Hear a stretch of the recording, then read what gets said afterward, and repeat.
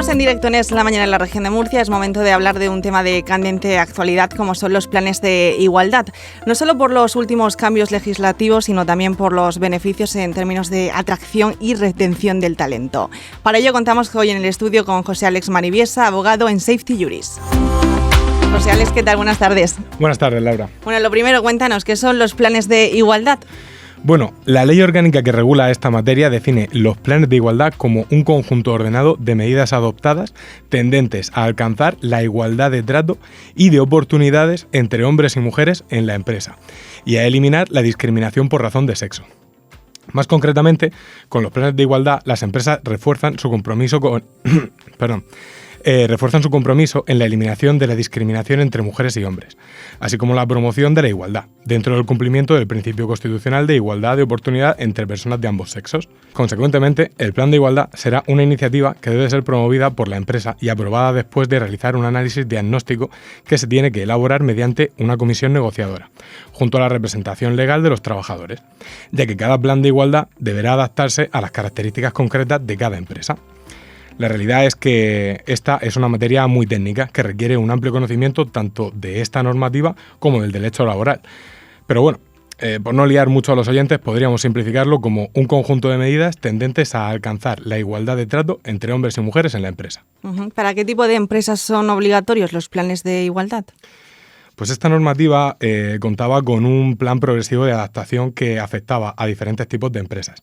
De esta forma, hemos visto como desde el 7 de marzo de 2020 comenzó siendo obligatorio para empresas de más de 150 trabajadores.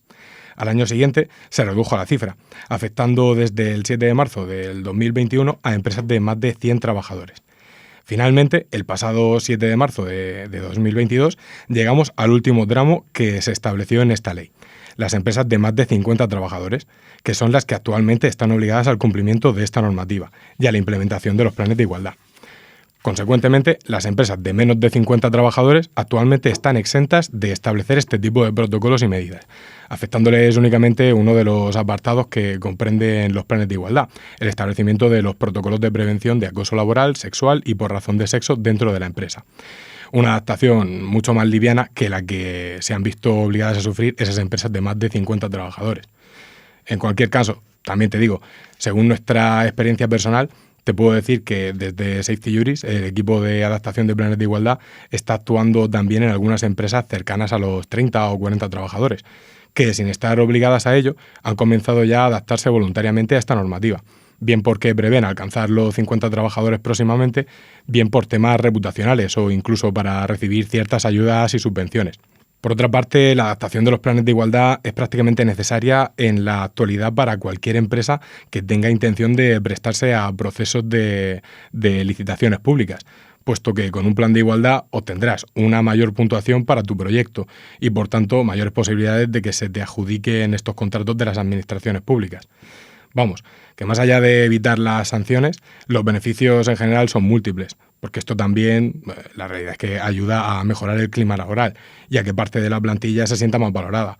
Esto, como tú decías al inicio de la entrevista, entre otras cosas, fomenta esa retención del talento que tanto intentan en la actualidad las empresas. Bueno, y con las diferentes fórmulas de contratación que existen, ¿cómo debemos hacer el cálculo a los trabajadores para saber que superamos el umbral de los 50 trabajadores? Pues es una buena pregunta porque tiene matices. Como decíamos, la obligación de elaborar el plan de igualdad nace en el mismo momento en el que se llegue a los 50 trabajadores, independientemente del número de centros de trabajo de la empresa en cuestión, ¿no? Y cualesquiera que sea la forma de contratación laboral. A efectos de comprobar si se alcanza el umbral de los 50 trabajadores, este cómputo se efectuará al menos el último día de los meses de junio y diciembre de cada año, ¿vale? Para ello, se contabilizarán tanto los trabajadores a tiempo parcial como los contratos que tengan una duración determinada. Como digo, en el caso de contratos a tiempo parcial, se computará como una persona más independientemente del número de horas que trabaje esta persona en cuestión. Y a este número de personas deberá sumarse los contratos de duración determinada, cualesquiera que sea su modalidad, que, habiendo estado vigentes en la empresa durante los 6 meses anteriores, se hayan extinguido en el momento de efectuar el cómputo. Obviamente, a esto deberemos sumar también los trabajadores que continúen desempleando una función en la empresa en el momento del recuento. Sé que es un poco lioso, pero bueno, en fin. Pero lo más importante es que una vez se alcanzan los 50 trabajadores, se mantendrá esta obligatoriedad durante al menos un periodo de 4 años, que debe durar el plan de igualdad, incluso aunque este número de trabajadores se redujera durante ese periodo de 4 años y descienda de los 50, ¿no? Una vez constituida la comisión negociadora y hasta que se concluya el periodo de vigencia del plan, bien por lo que se acuerde o bien durante estos 4 años mínimos, seguiremos estando obligados a su cumplimiento. Una vez tenemos claro que somos sujetos obligados de esta ley, ¿cuáles son las funciones de un plan de igualdad? Es decir, ¿qué objetivos va a tener su implantación? Bueno, el objetivo primordial es el que decíamos, ¿no? Garantizar la igualdad de trato entre mujeres y hombres en la empresa, pero también favorecer la incorporación de las mujeres a esta o establecer medidas contra las brechas salariales. En cualquier caso, los objetivos generales del plan se determinan en función de los resultados de un informe que se elabora como conclusión del diagnóstico de situación de la empresa, por lo que cada empresa definirá sus propios objetivos generales. Estos los podemos agrupar, en cualquier caso, en 3 categorías. 1, la de garantizar la igualdad de trato y oportunidades de mujeres y hombres en la empresa. 2, integrar la perspectiva de género transversal en la cultura de la compañía. Y 3, homogeneizar criterios de igualdad y perspectiva de género en todas las áreas de la empresa. Estos objetivos se deben ir cumpliendo en el desarrollo del propio plan durante su tiempo de vigencia, que, como decíamos, no puede ser superior a los 4 años. Y, en definitiva, deben abarcar aquellos aspectos más genéricos sobre los que es necesario actuar para corregir situaciones de desigualdad. Por otra parte, contaríamos a su vez con los objetivos específicos, que son los que surgen de los objetivos generales, puesto que de cada objetivo general pueden salir uno o más objetivos específicos. Para la consecución de estos, se propondrán medidas y acciones concretas, junto a un calendario de ejecución de las mismas, que nos llevará, de este modo, a ir consiguiendo el cumplimiento de los objetivos generales al mismo tiempo. De la misma manera que con los objetivos generales, los objetivos específicos variarán según la empresa, puesto que la situación de igualdad no es la misma en todas ellas, ¿no?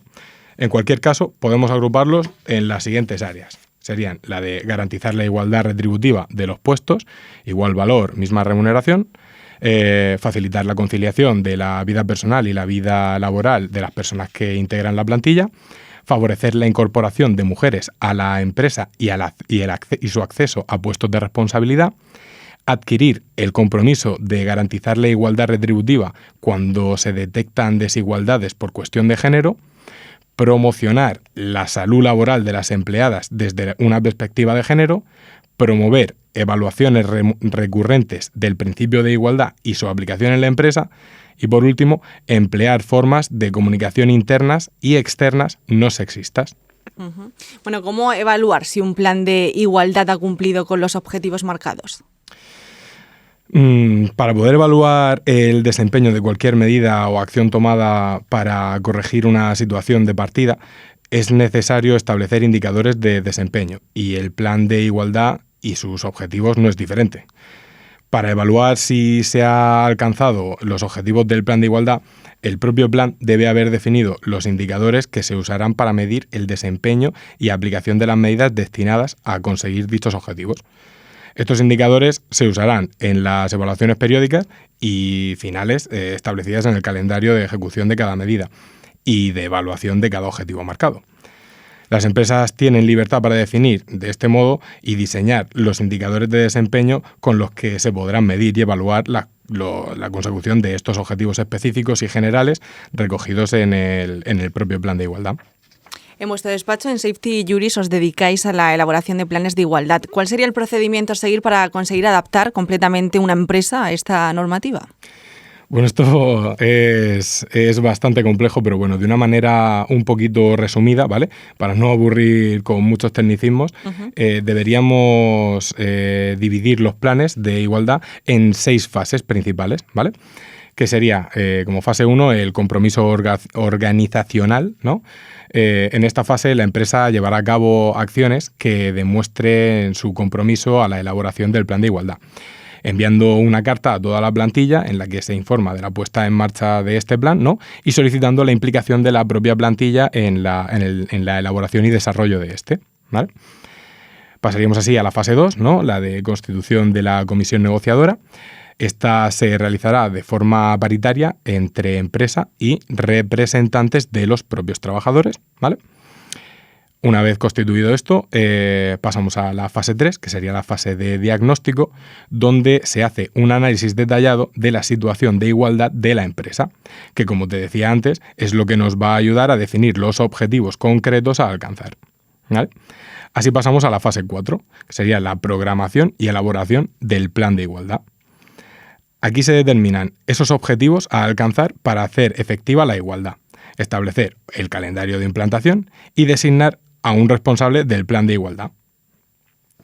Pasamos así a la fase 5, la implantación del plan de igualdad.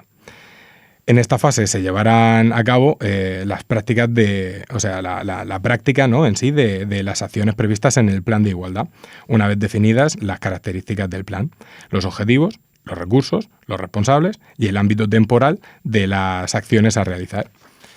Y finalmente, la última de todas, ¿no?, la evaluación y seguimiento.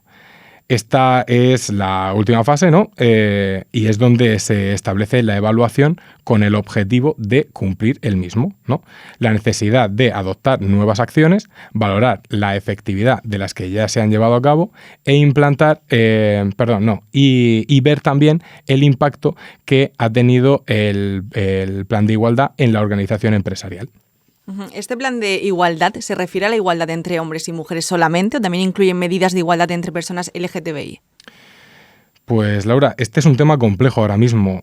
Precisamente se publicó la semana pasada, ¿no?, el 28 de febrero, la Ley 4/2023 para la igualdad efectiva de las personas trans y para la garantía de las personas LGTBI, cuyo objetivo es desarrollar y garantizar los derechos de estos colectivos, erradicando las situaciones de discriminación y definiendo las políticas públicas que garantizan sus derechos.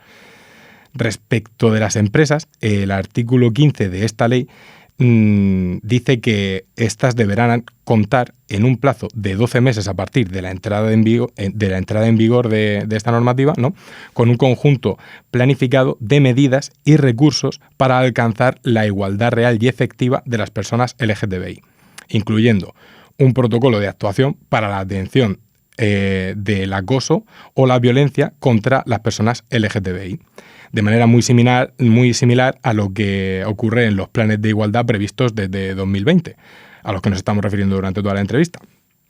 El tema es que, a pesar de haberse fijado este plazo ya, como suele pasarnos muchas veces, nos encontramos con que está pendiente de desarrollarse reglamentariamente.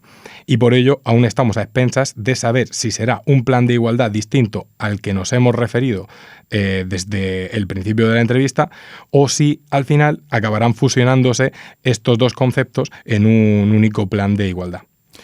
Pero esto, sí, pues bueno, que esto solamente el tiempo nos lo podrá decir. Para finalizar, creo que ha quedado clara la importancia de los planes de igualdad, pero seguro que nuestros oyentes se están planteando también la gran duda. ¿Es muy costoso este servicio? Bueno, ya sabes que lo que es caro o barato siempre es relativo. Lo que sí es objetivo es que desde el gobierno se está apostando fuerte por estas iniciativas, como todos sabemos, y se están destinando fondos a ayudar a las empresas a la adaptación de los planes de igualdad en diferentes formas. Por ello, las empresas que se quieren adaptar a los planes de igualdad, por una parte, podrán acceder a subvenciones para la implantación de estos, que pueden alcanzar los 6.000 euros. Pero es que además les podrá servir para futuras ayudas, subvenciones o bonificaciones derivadas de planes de empleo, para las que tener un plan de igualdad es un requisito obligatorio. En cualquier caso, y más allá de estas bonificaciones, lo importante es que los sujetos obligados deben cumplir con esta normativa de manera diligente para evitar sanciones, al igual que ocurre con el resto de materias jurídicas de obligado cumplimiento para las empresas, como la protección de datos o la prevención de blanqueo de capital. Ahí es donde lo barato muchas veces sale caro, pero siempre hay que buscar especialistas en la materia que te den la confianza necesaria. Yo, evidentemente, como integrante de Safety Jurist, donde somos especialistas en consultoría jurídica de materias de obligado cumplimiento, pues desde dentro sé que nosotros prestamos un servicio excelente en estas materias. Pero de cualquier modo siempre animo a la gente a que cuando busca algún prestador de estos servicios, de esta u otras